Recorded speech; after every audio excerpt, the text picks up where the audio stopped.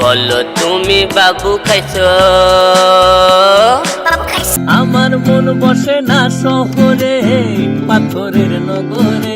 আমরা নাম্বার ওয়ানে রাখছি হচ্ছে হিরো আলমকে। হিরো আলমের গান কিন্তু অনেকটা জনপ্রিয়। আমরা হয়তো ভিডিওর শুরুতেই কিন্তু আপনাদেরকে হিরো আলমের সেই জনপ্রিয় গানটা আমরা শুনে দিছি। তো হিরো আলমের ভক্ত কিন্তু বাংলাদেশে প্রচুর পরিমাণে হিরো আলমের ভক্ত।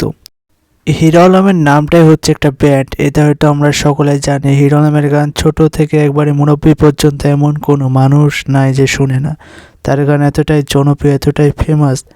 আপনার যদি মন খারাপ থাকে তাহলে অবশ্যই আপনি হিরো আলমের গান ট্রাই করতে পারেন। তো আমরা শুরুতেই কিন্তু আপনাদেরকে হাসায় ফেলছি, কারণ আমরা প্রথমেই কিন্তু হিরো আলমের গান কিন্তু আমরা চালু করে দিয়েছিলাম। তো হিরো আলমের ফ্যান ফলোয়ার কিন্তু বাংলাদেশে প্রচুর পরিমাণে, এমনকি আমিও কিন্তু হিরো আলমের একজন ভক্ত। তো হিরো আলমের গান কেমন লাগে অবশ্যই আপনারা কমেন্টে জানাবেন। তো এই ভিডিওতে আমরা দেখতে চাই যে হিরো আলমের ভক্তরা কতটা হিরো আলমকে সাপোর্ট করে। অবশ্যই এই ভিডিওতে হিরো আলমকে যদি ভালোবেসে থাকেন তাহলে অবশ্যই একটা বড় কমেন্ট করে যাবেন।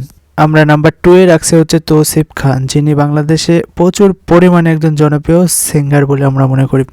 তো তিনি মূলত কুড়েঘর ব্যান্ড আছে একটা, তাদের ফ্রেন্ড ফলোয়ার সবাই মিলে তারা গান তৈরি করে।